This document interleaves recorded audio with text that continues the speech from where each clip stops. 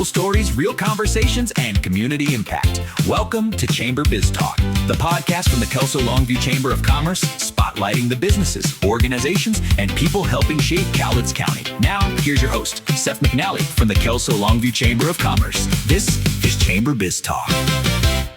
Hello, everyone. Welcome to Chamber Biz Talk. I'm your host, Seth McNally with the Kelso Longview Chamber of Commerce, and we have a really fun show for you today. We have Joseph from the Cowlitz County Historical Museum here, and I just want to kind of talk about all the fun things that we've done so far in the last couple of months. We just closed Pillars, and what an awesome event that was. We had tons of sponsors, tons of nominees, and some fantastic winners, and it was just an overall great night, and that happened last week. So yeah, we want to thank everybody that participated in that, and we can't wait for the next one. It's going to be a lot of fun. And I want to give a huge shout out to our sponsors. We have Paulcom Media and Marketing, which of course is Classic Hits 100.7 KLOG, 105.5 KUKN, and 101.5 The Blitz, and their newest one, 94.3 KRKZ, along with Cowlitz Digital. So, go over there, check them out, and learn more about them. And also to KLTV for helping us put this together and making this podcast happen. We really appreciate it. And coming up, we got more great stuff. We're going to be talking with Joseph. Stay tuned. Well, hello, folks. I'm Chip McFairway, the guy bringing you the breakdown, both on and off the course, for this year's Kelso Longview Chamber Golf Classic. And ooh, baby, would you look at this lineup? The Kelso Longview Chamber Golf Classic is loading up with some serious competition, some serious business powerhouses, and probably a few golfers who should absolutely not be trusted near a sand wedge. And a huge shout out to this year's title sponsor, PNW Metal Recycling. Now let's break down the teams already stepping onto the fairways. We got Carl's Towing and Advanced Messaging and Dispatch, McDonald's, Detail Home Inspections, Edward Jones, Fidelity Title, Kelch Communities, Pacific Office Automation, Propel Insurance, Rainier Pure Beef, Red Canoe Credit Union, The Jeweler's Bench, Three Rivers Eye Care, Bigfoot Screen Printing, Express Employment Professionals, Cal Portland, Sterling Honda, United Rentals, Woods Logging, Bicoastal Media, Paulcom Media and Marketing, Peace Health, and American Workforce Group. And that's your lineup, folks. And the question is, who's joining them next?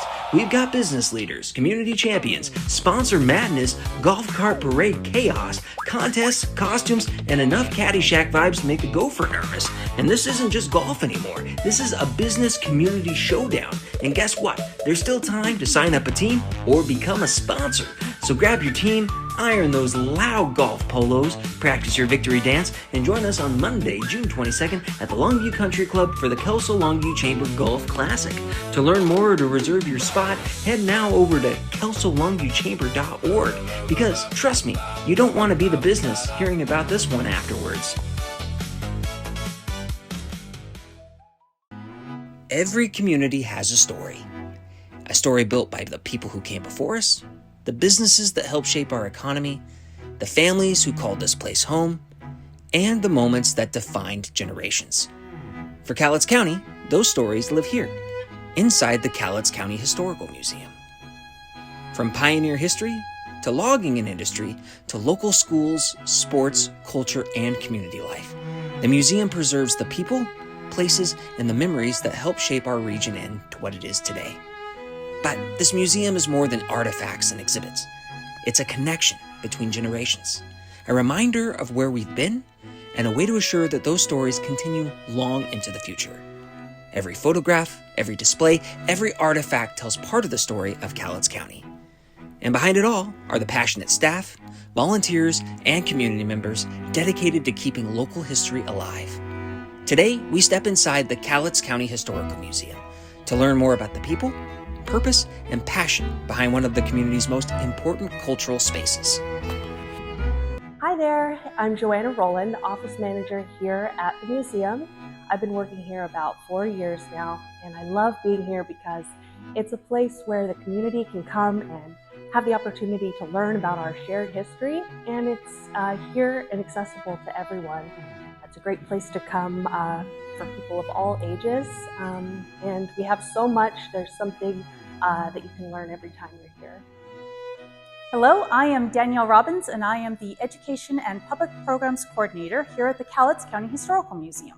That really means that I get to play with kids, which means that I have the best job ever.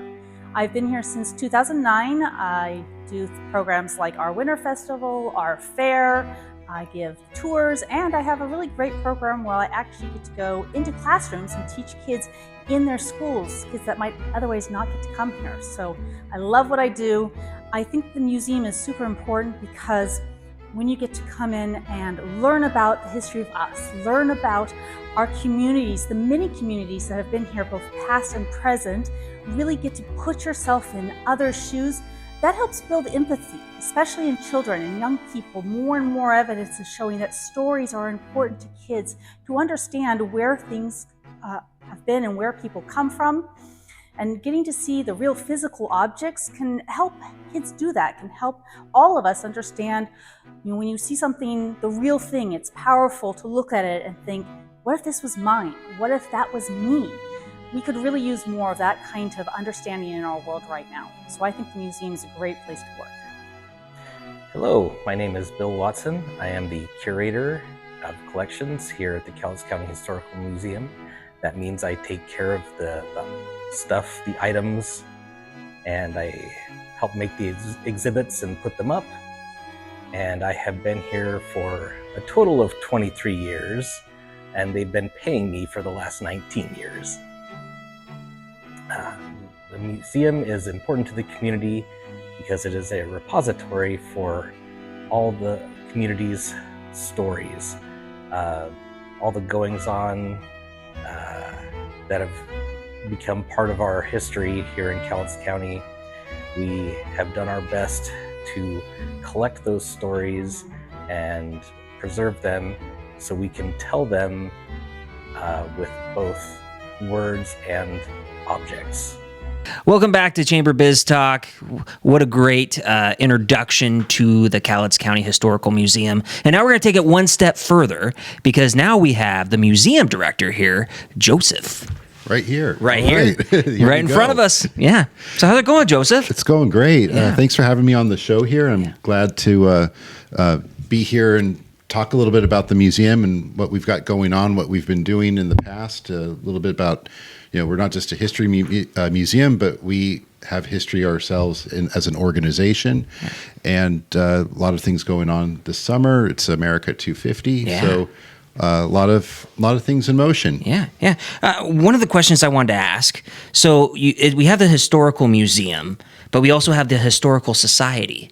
Can you explain kind of what those are and what those connections are? Yes, absolutely. So there is, the museum is a department within Cowlitz County's government, and the society is a nonprofit corporation, a 501c3 nonprofit corporation. And they both work together to operate what we see as the Cowlitz County Historical Museum when you're driving by Allen Street at 405 Allen Street.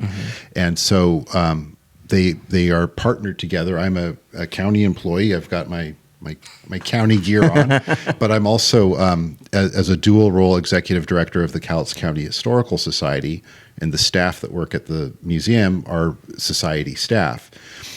So the county owns the building, and the artifacts and the displays are owned by the society.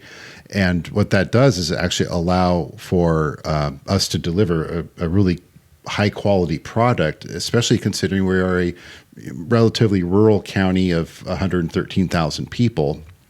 And people come to visit our museum and they're just blown away by how nice of a museum it is. And it's something I think we can take a lot of pride in as a community. The museum has been in its current location since 1979. Prior to that, for those old timers out there who, and I know we're going to probably talk a little bit about the mountain eruption from 1980. So we're going to talk a little bit of this 40 some odd years past experience. But those who remember before 1979, the museum was on the third floor of the annex building of the county administration. So there's that really beautiful county courthouse building that the admin building, as we call it, the admin building at the county.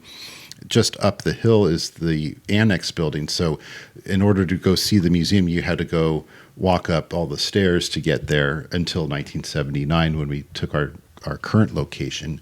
But from 1953 to 1979, the Cowlitz County Museum was housed up there. Oh, okay. I didn't know that. Yeah. That's cool. Yeah. And the Historical Society has existed since 1949 as the Cowlitz County Historical Society. There was a previous organization that was similar that was created before, but I won't get into all those details because it goes a little bit further beyond our time, I suppose. And so the Historical Society, you guys have a board and all that kind of stuff. So how does all that work? So we have, on the nonprofit side, the Historical Society, there's a board of directors just like any other nonprofit organization, and they help implement policies and plans and collections policies, for example, ideas as far as what exhibits or programming we might want to implement. And then, of course, on my side, on the county side, we have our board of county commissioners who I report to. And in a sense, I report to both because the Historical Society functions, I act as the executive director, like I mentioned before. So I work with both groups, but ultimately I am responsible to the Board of County Commissioners. All right, okay. And you guys have staff, volunteers. How do you guys run the Historical Museum? We have 3 very dedicated staff that our county or our Cowlitz County Historical Society staff. And we have an office manager, a curator, and a events and program person who does our education programs at the schools, which we can talk about a little bit later. Yeah. And then we also have our volunteers that help us run some of our larger events. Like we participate at the Bush Cabin at the Cowlitz County Fair, which is a 1863 pioneer cabin that was relocated to the fairgrounds, and we have programming there at the fair. And we rely heavily on our volunteers for that. And some of our other bigger events, like our Winter Festival, require a lot of volunteers. We also have volunteers that come in to help catalog our backlog of materials that comes in, because it seems like any nonprofit organization, you're generally understaffed, and there's always a backlog of things to come in because people like to bring things to us, and we can't accept everything, but we accept what we can, especially the guidelines generally is, does it say something about Cowlitz County history or something about our regional history? And that's really a guideline. So if you find an old typewriter in your attic and you have no story with it, then it might not quite fit with our collection. But if it was Peter Crawford's typewriter, then we might have a different conversation. And I had the opportunity to meet with your staff, and we talked about what they do and all that stuff. And you guys saw that in the videos before. But yeah, I mean, it sounds like you guys have a lot going on, a lot of moving parts, and a lot of cool exhibits in there. So yeah.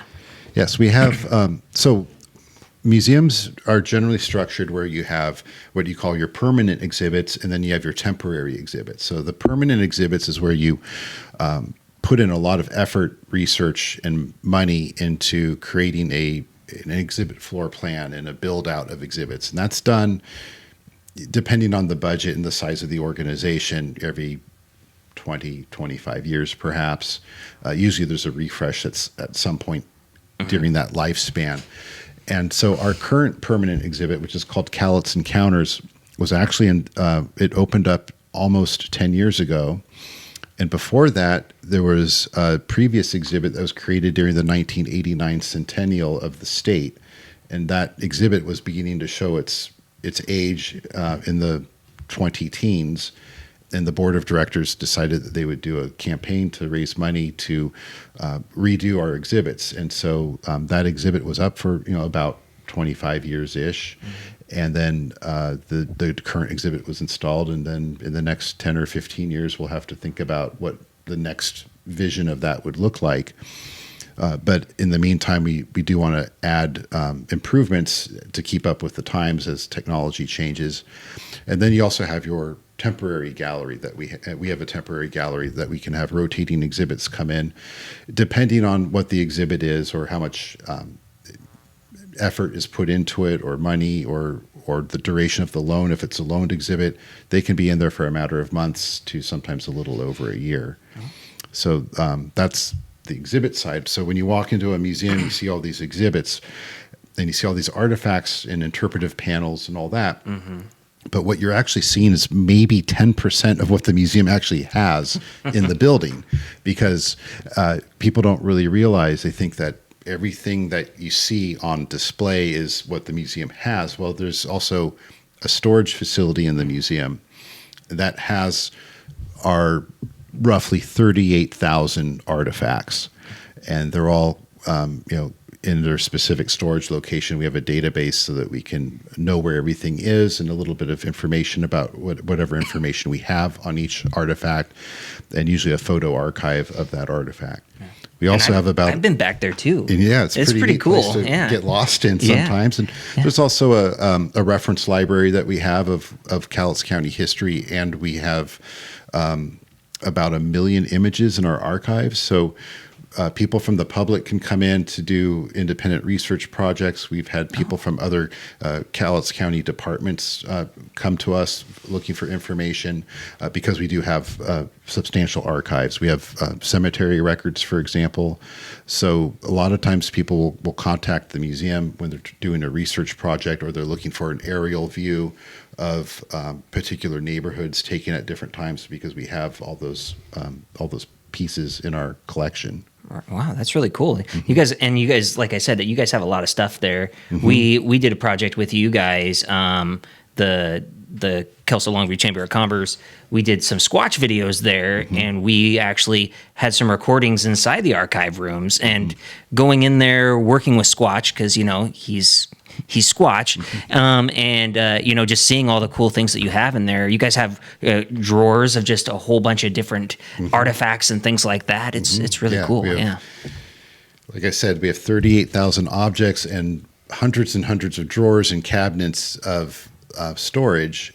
And if you're looking for particular things, I would recommend making an appointment with us instead of just dropping in. I would call the museum and ask for our curator, Bill Watson, to make an appointment with him, and he can then help you find what you're looking for. Because if we have it, he's got this magical gift of just finding anything that we have. I can ask him for just the most random oddball items, and he'll just turn around and open a drawer. He'll know exactly where it's at. It's amazing. So, and likewise, if you want to donate something to the museum, I would recommend contacting the museum first.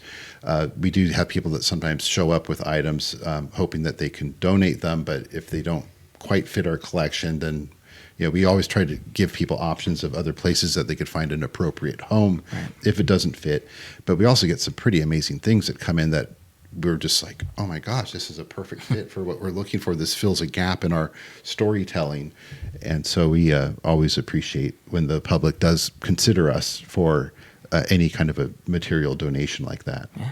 And like you said, I think of museums storytelling, right? It's it's telling the history of our area and all of that kind of stuff. So I really appreciate all the things that you guys do there, and you guys also do a lot of community partnerships too. I know previously when I was working at the Children's Museum, you guys housed the Children's Museum there on a couple different occasions, and had temporary exhibits set up for them. Yes. So it's a lot of community relations too.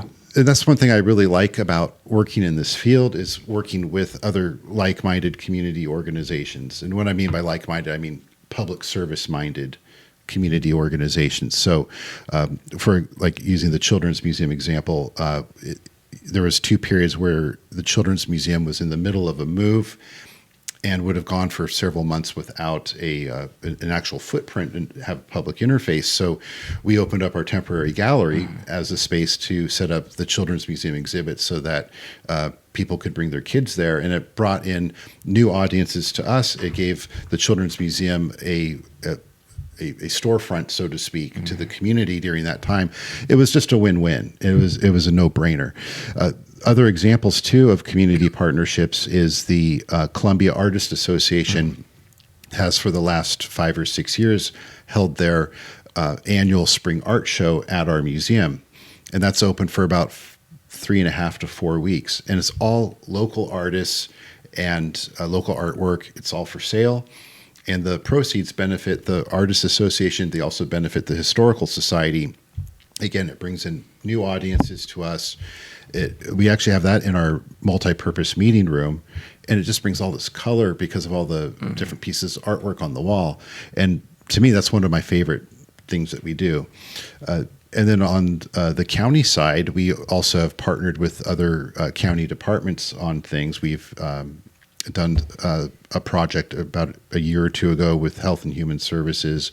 We also are currently with the Department of Emergency Management doing a show here on KLTV called Masters of Disasters, where Larry Hembry, who is with the Department of Emergency Management, and I co-host a show. It's Larry's show. I'm the auxiliary host for it, but I bring in the historical component to some of the various disasters that we've had here and how we can educate the public on being prepared for whether it's a flood or an earthquake or even a volcano. Yeah. Those have happened before. Yeah. And speaking of volcanoes, you guys have a lot of artifacts in there related to Mount St. Helens. What kind of stuff do you guys got? Speaking of volcanoes and natural disasters, we have a lot of items that are related to not just the blast of Mount St. Helens, but life before the blast, because up at Spirit Lake, there were a lot of youth camps up there, and people would go up there to recreate, and it is nowhere near what it was like back then, what it is like today. It's more desolate today. There's still roughly a third of the lake is covered by dead logs that are floating, and you can see them from satellite images.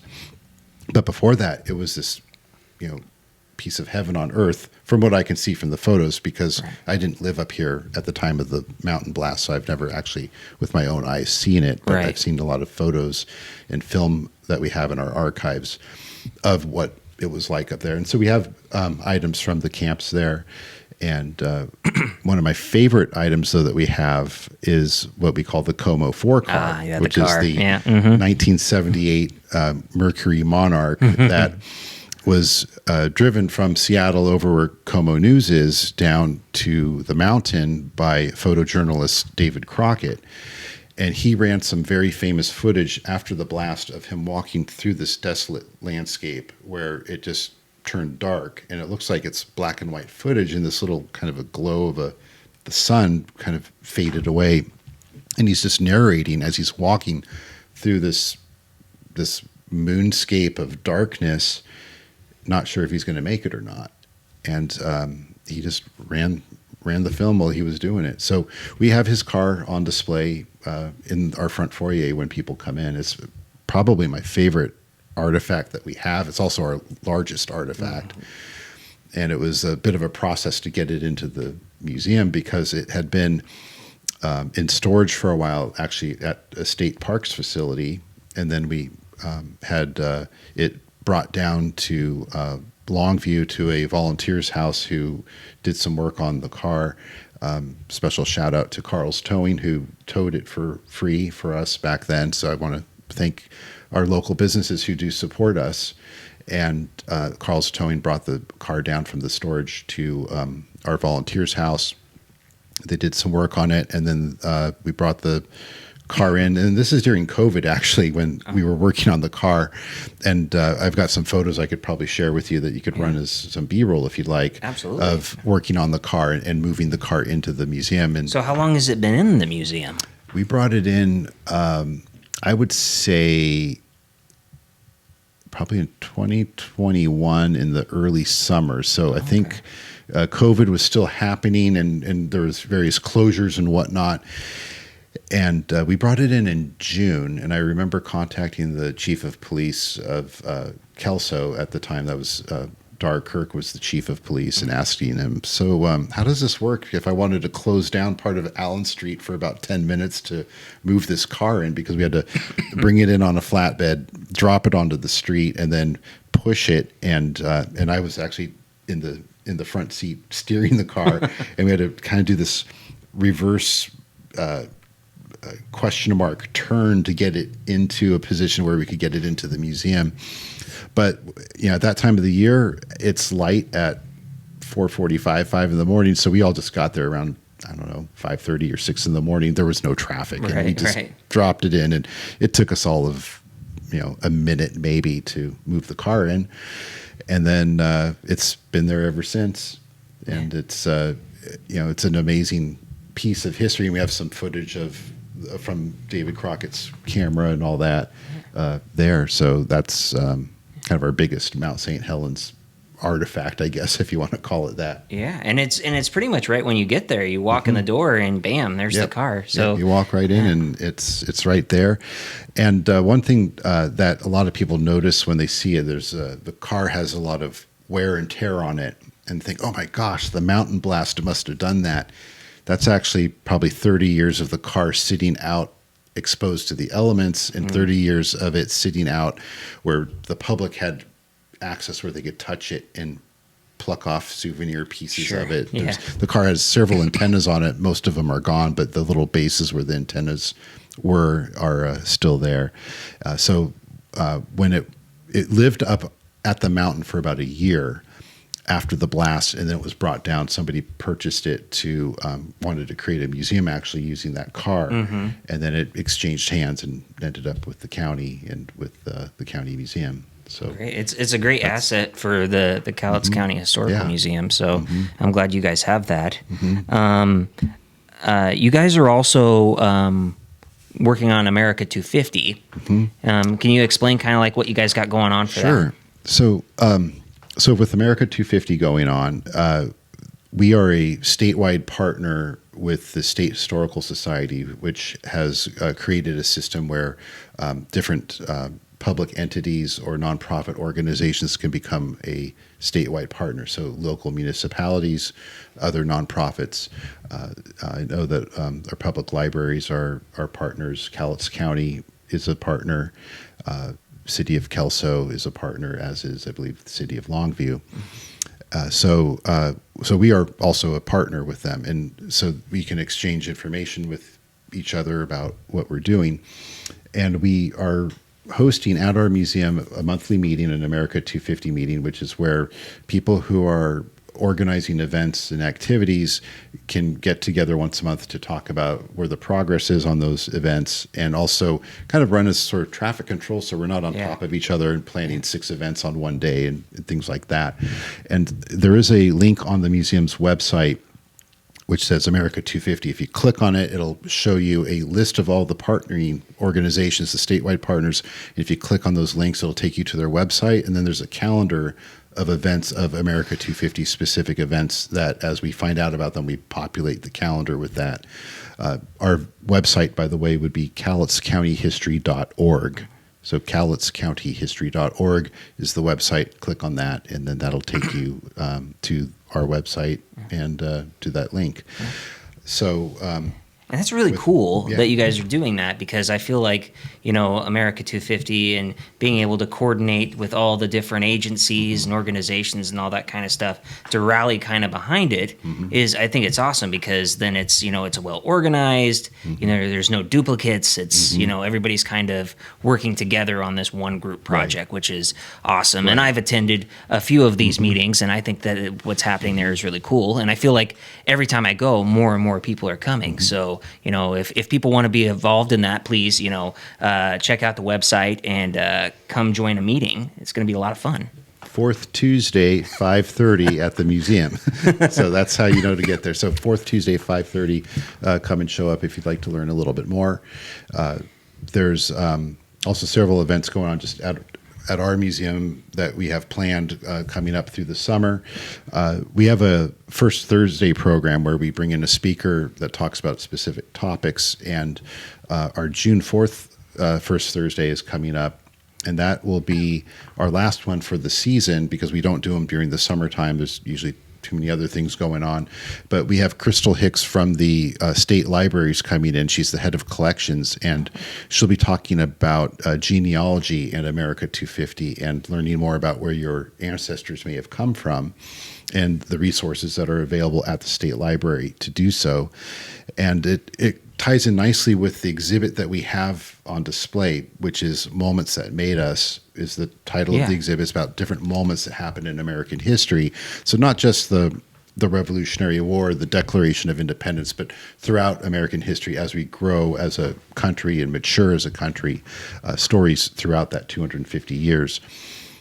on the perimeter wall in the gallery, what we've done to add a Cowlitz County component is how people came here to the county. And so there's profiles and highlights of different either individuals or groups of people that have come to make Cowlitz County their home, and how people have been here, and how people come here over the last 250 years. So that will tie in well, I think, with this upcoming program on genealogy. And like I mentioned, the Moments That Made Us exhibit, we just opened that about a month or so ago, and it'll be open. Speaking of how long exhibits are, our temporary exhibits are up, we'll have it up for the rest of this year. I have a feeling, just for the whole 250th anniversary year. That's awesome. So that's that. And then I did bring one thing to share as a show and tell from that exhibit. Absolutely. If I could bring we it love in. show and tell. This was sort of an afterthought, because I thought, okay, we're going to get on KLTV. I better bring a little show and tell. And I was looking around and I'm thinking, what can I bring really quickly? And I'm actually bringing one of the exhibit panels is talks about World War II and D-Day. So this is a World War II Army helmet, and this is actually my personal helmet from my personal collection, so I can touch it with my hands. Otherwise, I'd have gloves on if it belonged to the museum. And I loaned this to the museum to put on display because there's an exhibit panel that specifically talks about D-Day and World War II, and it as a moment of American history. And these helmets were issued from around 1940, 41-ish until the early 1980s, actually. So they had a service of in various very minor modifications over 40 years. And it's called the M1 helmet, and it actually has a liner here. It's a two-piece. So you got this plastic liner, and then you got the hard part here, and the two go together. So, and I'll model it here. Yeah. Let's see it. Let's see how this works. So we just put it on like this. And then this is what you got to wear when you were in World War II, the Korean War, and Vietnam Wars. This is basically what they wore, and it's a different experience because everything sounds a little different. It just changes your whole perspective on what you could see and how your field of view and all that. So I figured I would just loan this as one of the items in our exhibit. We have a Revolutionary War musket, a Revolutionary War musket on display, but those are really, really long, so I don't think it would fit on how much camera space we got. So I figured I'd bring something a little bit smaller and more portable. So that's cool helmet, and it's on display at the museum, except for right now while we're filming. In fact, there was somebody in the gallery when I grabbed it, and I pulled it out and said, "Oh, would you like to see this helmet before it disappears for a little bit?" So I let her take a look at it for a little bit. Right on. That's cool.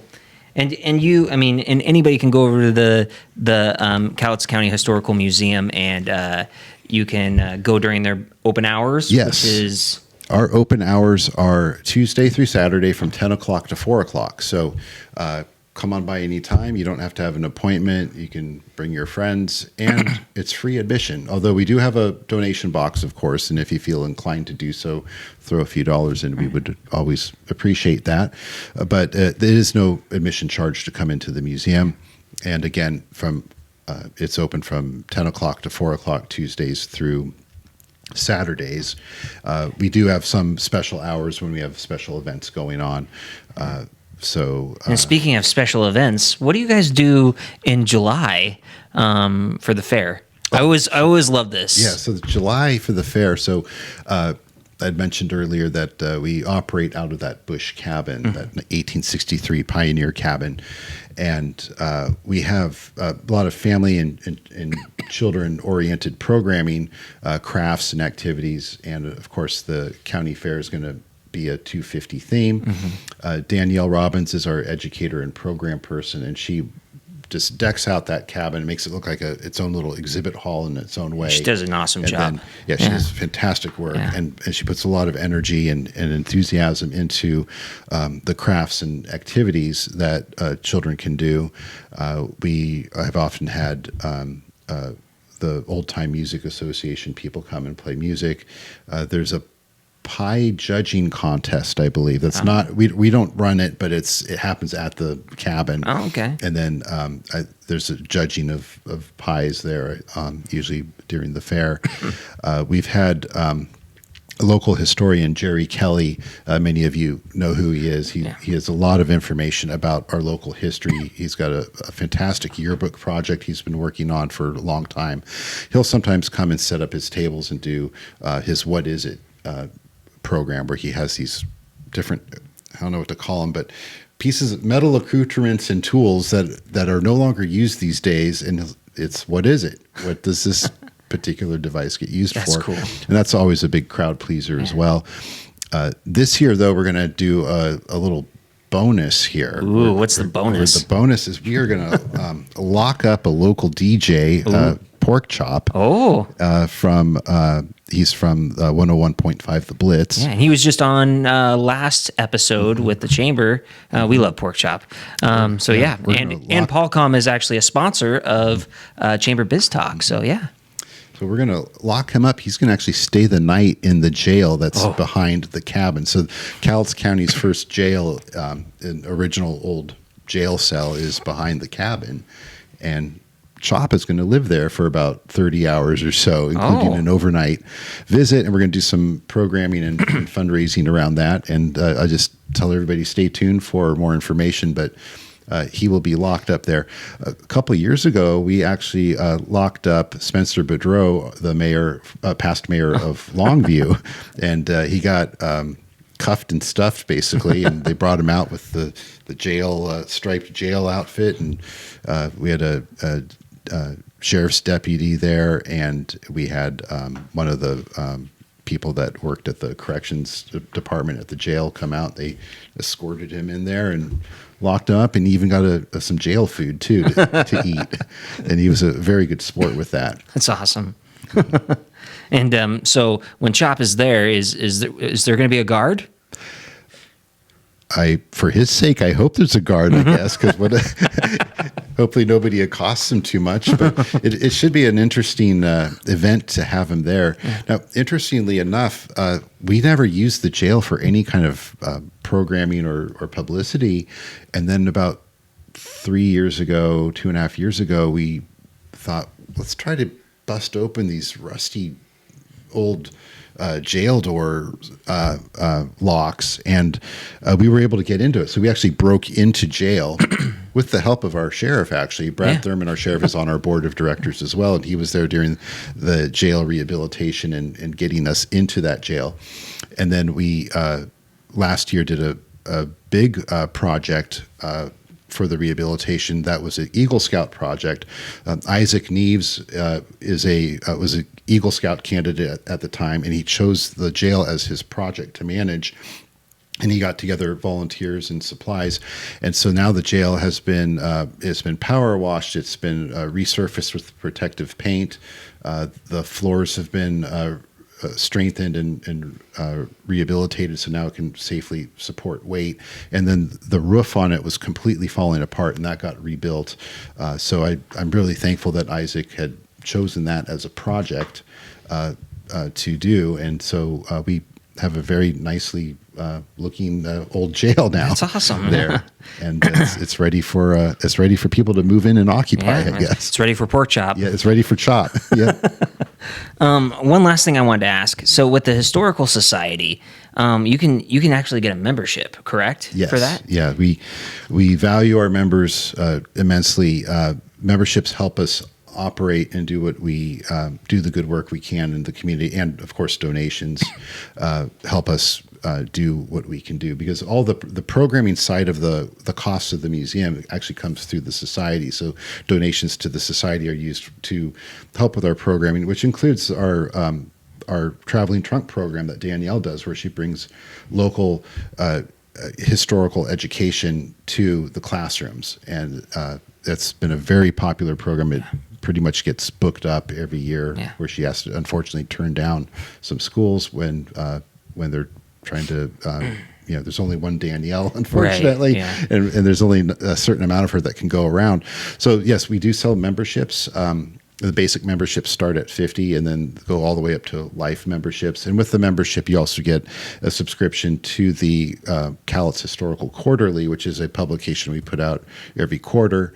And that is a claim to fame for the Cowlitz Historical Quarterly, is that it is let's see if I can get this right, the longest continually published local historical quarterly in Washington State. Wow. Ever since 1959, we have produced the quarterly. That's awesome.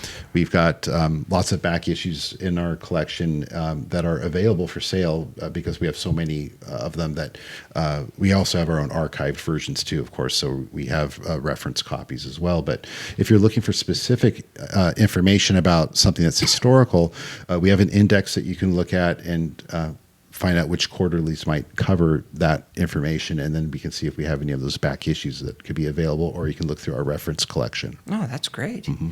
Yeah. Is there anything else that is going on that you wanna tell us about? Gosh, well, we have a couple things in the works. They're not finalized yet, but I think they will happen. This is in August. On August 8th, it's Museum Day, and this is part of a sanctioned event by the America 250 group for the State Historical Society. They want every museum in the state to celebrate Museum Day, which is Saturday, August 8th. We're going to do something unique that day, which is we put in an application to create a postal station at our museum with its own unique postmark. So it's not a postage stamp; it's the cancellation mark that cancels the stamp. And the graphic design has the image of the museum on it, and it has the date of August 8th on it. And it says Cowlitz County Museum Station for the Museum Day.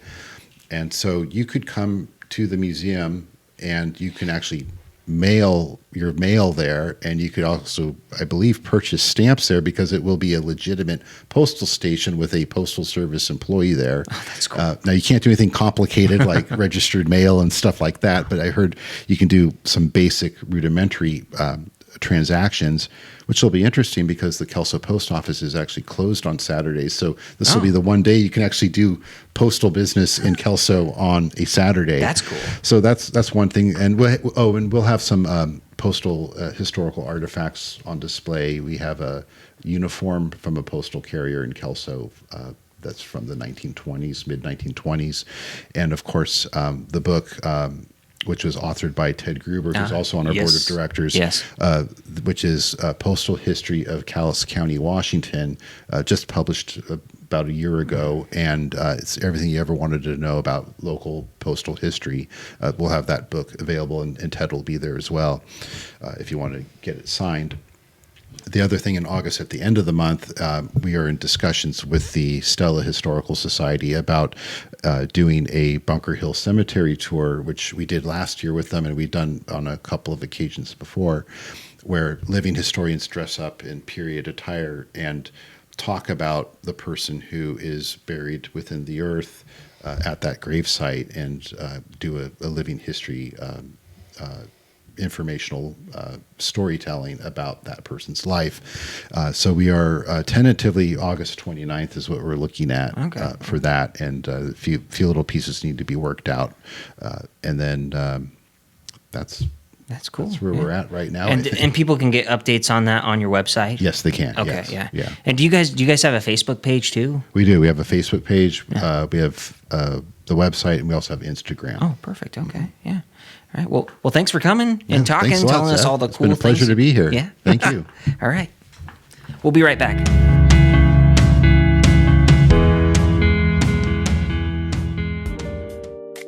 Some legends aren't told. They're smelled. For centuries, he's wandered the forest of the Pacific Northwest. Silent, mysterious, legendary. But now the legend steps out of the wilderness. Introducing Midnight Squatch. With rugged notes of cedarwood, campfire smoke, mountain fog, and just a hint of beef jerky. Crafted for those who refuse to smell ordinary. Perfect for hiking, networking, or disappearing mysteriously into the woods for several decades. Because normal cologne is for normal people. This isn't just a scent. This is legend. Midnight Squatch. Smell legendary? Get yours if you dare, only at Squatch Fest. Squatch Fest, the 10th anniversary, January 29th and 30th, 2027. The legend returns. Side effects may include blurry photographs, unexplained footprints, excessive confidence, and sudden urge to avoid civilization. Chamber Biz Talk is proudly supported by our incredible sponsors and community partners. A special thank you to Paulcom Media and Marketing, home of Classic Hits 100.7 KLOG, Cooking Country 100.5.5 KUKN, 101.5 The Blitz, and 94.3 KRKZ, helping businesses and organizations connect through our community through radio, digital marketing, and creative advertising. And a special thank you to KLTV for supporting local storytelling and helping bring Chamber Biz Talk to life through community media and video production. We'd also like to welcome some of our newest chamber members, the Nook of Castle Rock, a unique co-working and play cafe in downtown Castle Rock, designed to bring parents, kids, and communities together. NAMI of Southwest Washington, supporting mental health awareness, advocacy, and resources throughout our region. Grand Canyon University, helping students pursue education and career growth opportunities. Little Pink Robin, a Pacific Northwest creative studio specializing in graphic design, illustration, photography, branding, murals, web design, and visual storytelling for businesses and organizations. And Trustwell Living at Highlander Place Assisted Living, providing compassionate care and support for seniors and families in our community. Thank you all for supporting local business, local connection, and continued growth of our community. Now, let's get back to Chamber Biz Talk. Welcome back to the Chamber Biz Talk. Want to give a huge shout out to Joseph and the Cowlitz Historical Museum, all their staff, for letting us go over there and talk about them and have him on the show, talking about all the fun things that they have going on. One thing that we forgot to mention when we were chatting is that the Kelso Longview Chamber of Commerce and the Cowlitz County Historical Museum have started a new social media series, and it's called Step Into History. And each week we showcase some part of Cowlitz County history through pictures and audio and a whole bunch of fun. So check our Facebook page and Cowlitz County Historical Museum's Facebook page to learn more about that and to see all the episodes that we have coming up. We also have some fun things happening here at the Chamber. We have our business after hours that happens every month. And our next one's on June 9th. And that's going to be from 5 to 7, and that's going to be with Red Canoe Credit Union. And it's going to be out at the Ocean Beach right next to Safeway, Red Canoe Credit Union. And you can register online at kelsolongviewchamber.org to be a part of all that fun. We also have the Golf Classic coming up. That's on June 22nd, and that's going to be the day after Father's Day. And this year's going to be a lot of fun. It's going to be Caddyshack themed, and we're actually going to have an opening ceremonies and a golf cart parade. Plus, there's going to be costumes, contests going on throughout the day, music. It's just going to be a great day of fun. And, of course, closing it out will be the 19th hole, which will be our award ceremony, closing out the golf tournament. So we still have teams available. We still have sponsorships available. So if you're interested in that, also check out our website and join in on the fun on that.